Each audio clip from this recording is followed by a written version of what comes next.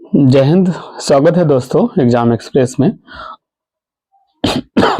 आज हम आपको लिए लेके आए हैं भारतीय भूगोल के अंतर्गत महत्वपूर्ण टॉपिक से रिलेटेड फैक्ट्स को, जिसमें हम आपको एक्सप्लेन करेंगे। वो खूबी आपके किसी भी एग्जाम के लिए बहुत ये बेनिफिशियल साबित होगा।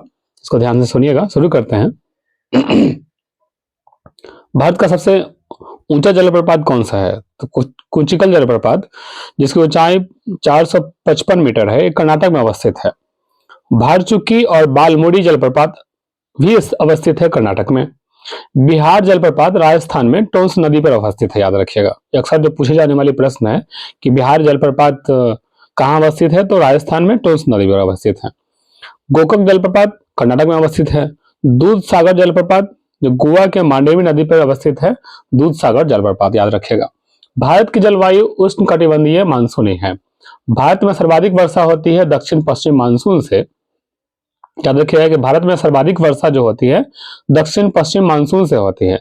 और भारत में जाड़े के दिनों में तमिलनाडु के तटों पर जो वर्षा होती है वो उत्तरी पूर्वी मानसून से होती है, याद रखिएगा। ऐसे औसतन देखा जाए तो दक्षिण पश्चिम मानसून वजह है कि भारत में सर्वाधिक वर्षा होती है, लेकिन आपका भारत में जाड़े के दिनों में तमिलनाडु के तट पर वर्षा होती है उत्तरी पूर्वी मानसून की वजह से। भारत में सर्वाधिक क्षेत्र में पाई जाने वाली मिट्टी है जलोढ़ मिट्टी। जलोढ़ मिट्टी में पोटास की मात्रा अधिकतम होती है। यह भारत की सबसे उपजाऊ मिट्टी मानी जाती है। पुरानी जलोढ़ मिट्टी को बांगर कहते हैं और नई जलोढ़ मिट्टी को खादर कहते हैं। बांगर जो है आपका चावल की खेती के लिए सर्वाधिक उपयुक्त मानी जाती है, और जो खादर मिट्टी है वो गेहूं की खेती के लिए सर्वाधिक उपयुक्त मिट्टी मानी जाती है। काली मिट्टी का जो निर्माण बेसाल चट्टानों के टूटने से होता है। इसमें मैग्नीशियम, एल्युमिनियम, आयरन आदि में बहुलता होती है। काली मिट्टी का काला रंग टिटेनिफेरस मैग्नेटाइट की उपस्थिति के कारण होता है। इस मिट्टी को रेगुलर मिट्टी के नाम से भी जानते हैं। और काली मिट्टी जो का सर्वाधिक विस्तार महाराष्ट्र तथा गुजरात में होता है।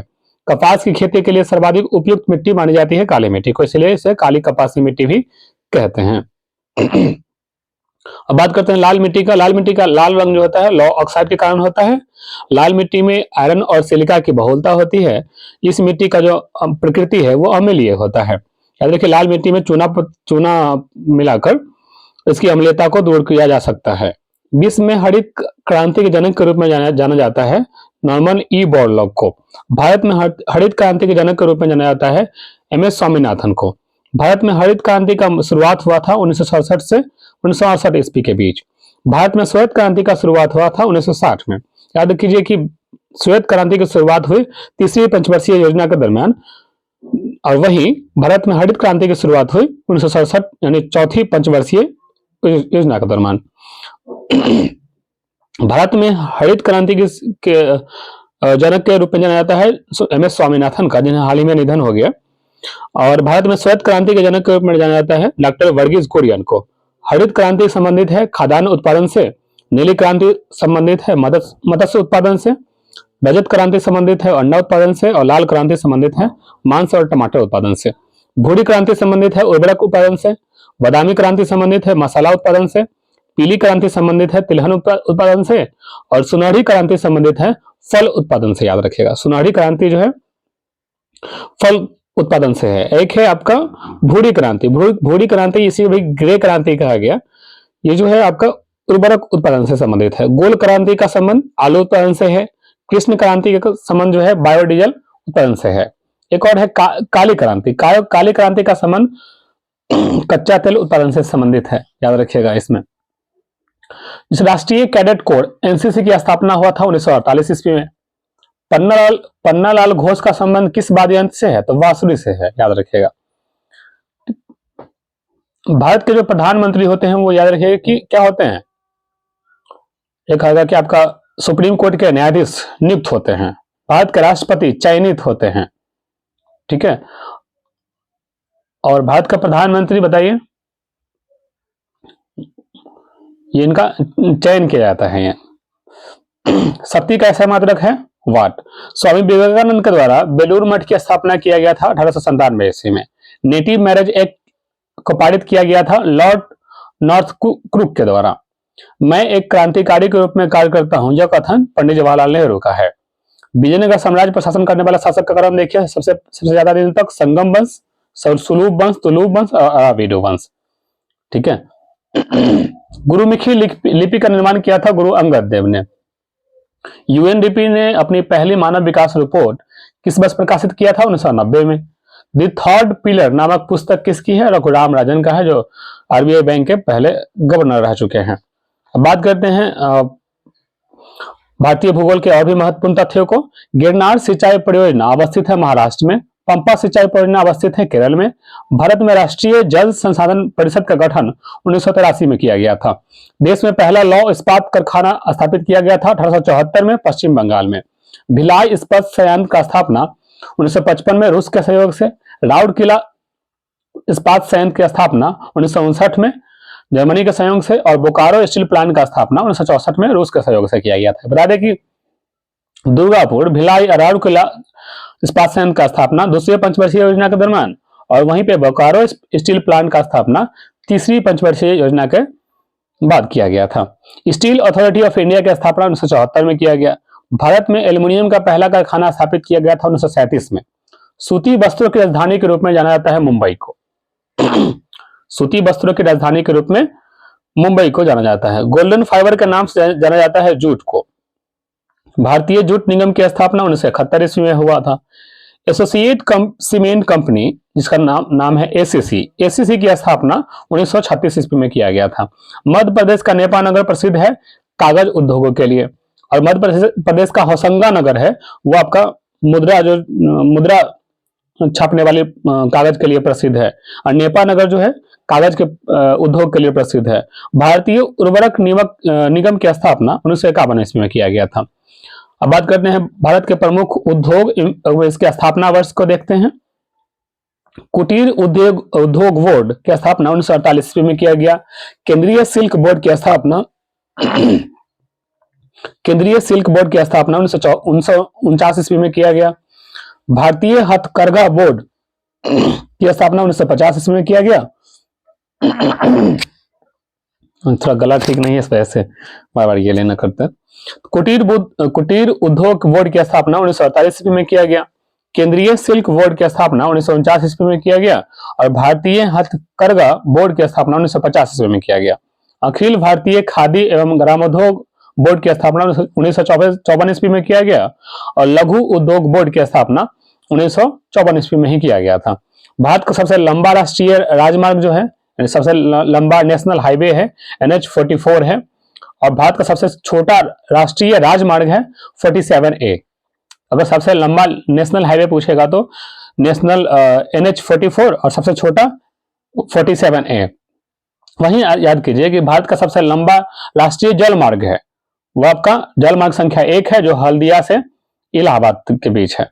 स्वर्णिम चतुर्भुज योजना के अंतर्गत राष्ट्रीय राजमार्ग की लंबाई 5846 किलोमीटर है। भारतमाला परियोजना, दो को याद कर लीजिए, दो को इंपॉर्टेंट फैक्ट है कि भारतमाला परियोजना का संबंध सड़क निर्माण से है, वहीं सागरमाला परियोजना का संबंध बंदरगाह के विकास से है।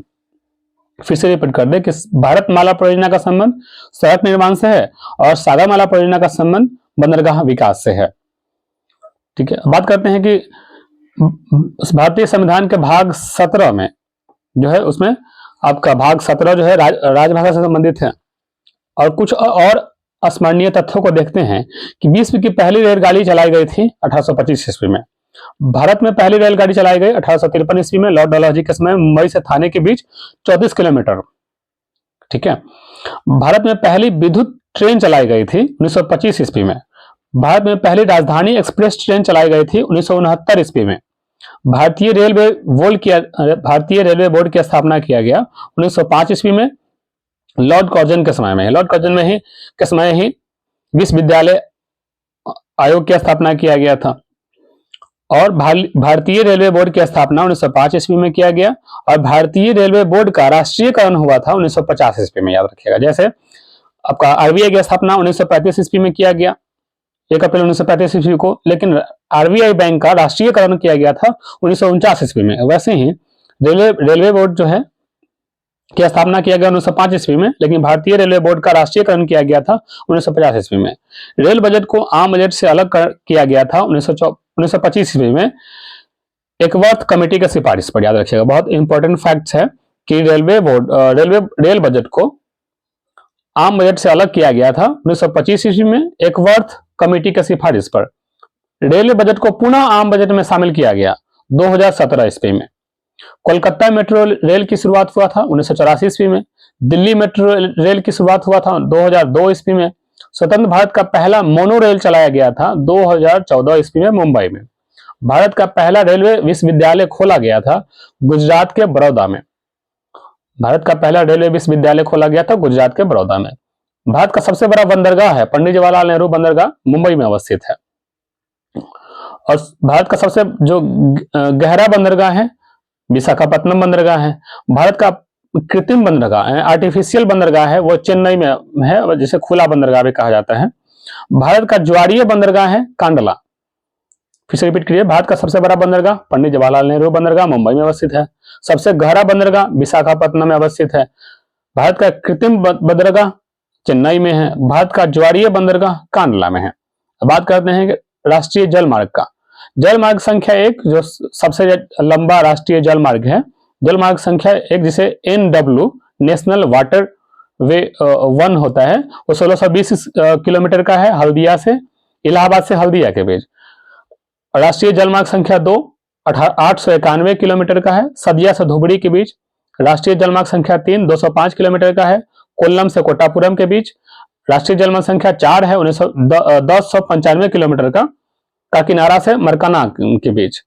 राष्ट्रीय जल मार्ग संख्या 5 है 623 किलोमीटर इसकी लंबाई है और तलचर से धमरा के बीच है। अब और कुछ इंपॉर्टेंट फैक्ट्स को देखते हैं। जैसे मानव शरीर का तापक्रम, जो सामान्य तापमान है मानव शरीर का, वो आपका 37 डिग्री सेल्सियस होता है। फ़ारेनहाइट में 98.7 डिग्री फ़ारेनहाइट होता है और केल्विन में 310 डिग्री केल्विन होता है। तो दोस्तों ये था आपका भारतीय भूगोल से संबंधित महत्वपूर्ण फैक्ट्स। कैसा लगा आपको बताइएगा। थोड़ा मेरी आवाज़ उतना बढ़िया नहीं है, थोड़ा सेहत इसके आगे से ध्यान रखें और बताइएगा कैसा लगा। आपके तैयारी को एक निरंतर सफल रूप मिले, इसी सफलता के शुभकामनाओं के साथ। जय हिंद।